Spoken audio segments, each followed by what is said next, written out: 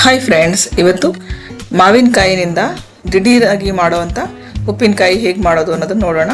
ಬನ್ನಿ ಸ್ಟಾರ್ಟ್ ಮಾಡೋಣ. ಅದಕ್ಕೆ ಬೇಕಾಗಿರೋಂಥ ಇಂಗ್ರೀಡಿಯೆಂಟ್ಸ್: ಮಾವಿನಕಾಯಿ ತೊಗೊಂಡಿದ್ದೀನಿ, 2 ಮಾವಿನಕಾಯಿ ಮೀಡಿಯಮ್ ಸೈಜ್ದು. ಆಮೇಲೆ ಜಾಗ್ರಿ ಪೌಡರ್ ತೊಗೊಂಡಿದ್ದೀನಿ, ಖಾರದ ಪುಡಿ, ಮೆಂತೆ, ಹಿಂಗು, ರುಚಿಗೆ ತಕ್ಕಷ್ಟು ಉಪ್ಪು ಮತ್ತು ಅರಿಶಿಣದ ಪೌಡರ್, ಸಾಸಿವೆ ಇಷ್ಟು ತೊಗೊಂಡಿದ್ದೀನಿ. ಆಮೇಲೆ ಸ್ವಲ್ಪ ಬೆಳ್ಳುಳ್ಳಿ ಕೂಡ ಬೇಕಾಗಿರುತ್ತೆ, ಜಜ್ಜಿರೋ ಬೆಳ್ಳುಳ್ಳಿ ಕೂಡ ಆಮೇಲೆ ಹಾಕ್ಕೊಳ್ಳೋಣ.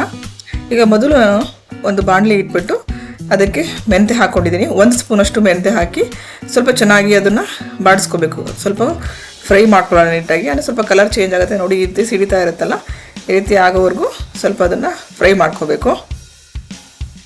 ನೋಡಿ ಕಲರೆಲ್ಲ ಚೇಂಜ್ ಆಗಿದೆ. ನೆಕ್ಸ್ಟು ಸಾಸಿವೆ ಹಾಕ್ಕೊಂಡು ಹುರ್ಕೊಳ್ಳೋಣ. ಅದು ಹಾಗೆಯೇ ಚಟಪಟ ಅಂತ ಸಿಡಿತಾ ಇರಬೇಕು. ನೋಡಿ ಕಾಣಿಸ್ತಾ ಇದೆ ಅಲ್ಲ, ಅಲ್ಲಿವರೆಗೂ ನಾವು ಹುರ್ಕೋಬೇಕು. ಈ ರೀತಿಯಾಗಿ ಕಾಣಿಸುತ್ತೆ.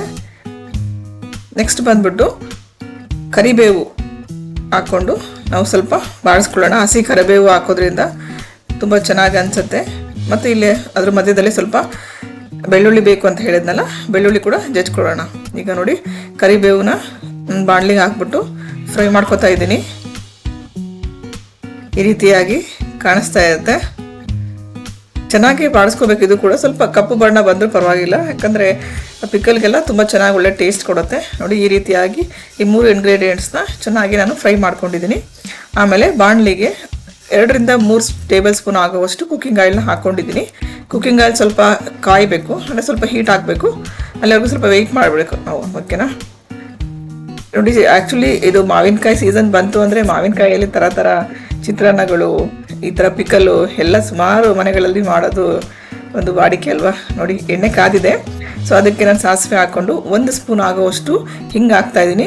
ಯೂಶ್ವಲಿ ಸ್ವಲ್ಪ ಪಿಕಲ್ಗೆಲ್ಲ ಹಿಂಗು ಅವೆಲ್ಲ ಜಾಸ್ತಿನೇ ಹಾಕಬೇಕಾಗುತ್ತೆ. ಈಗ ಖಾರದ ಪುಡಿ ಹಾಕ್ಕೊಂಡಿದ್ದೀನಿ.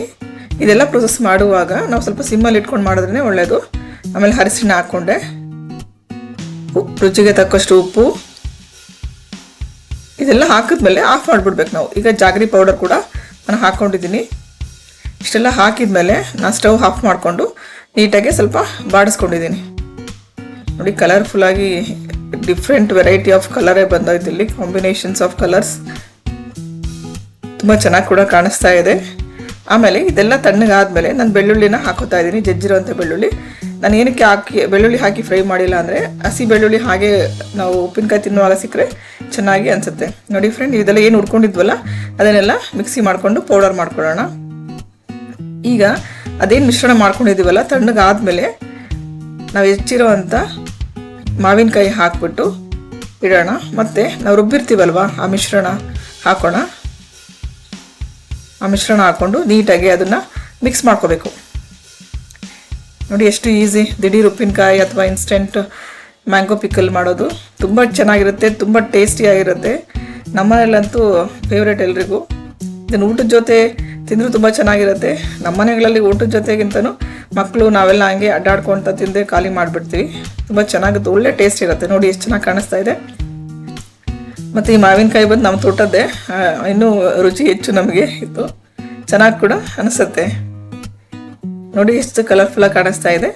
ಬನ್ನಿ ಈಗ ಇದನ್ನು ಒಂದು ಸರ್ವಿಂಗ್ ಬೌಲ್ಗೆ ಹಾಕ್ಕೊಳ್ಳೋಣ. ಸೊ ಅವರ್ ದಿಢೀರ್ ಮಾವಿನಕಾಯಿ ಉಪ್ಪಿನಕಾಯಿ ರೆಡಿ ಟು ಸರ್ವ್.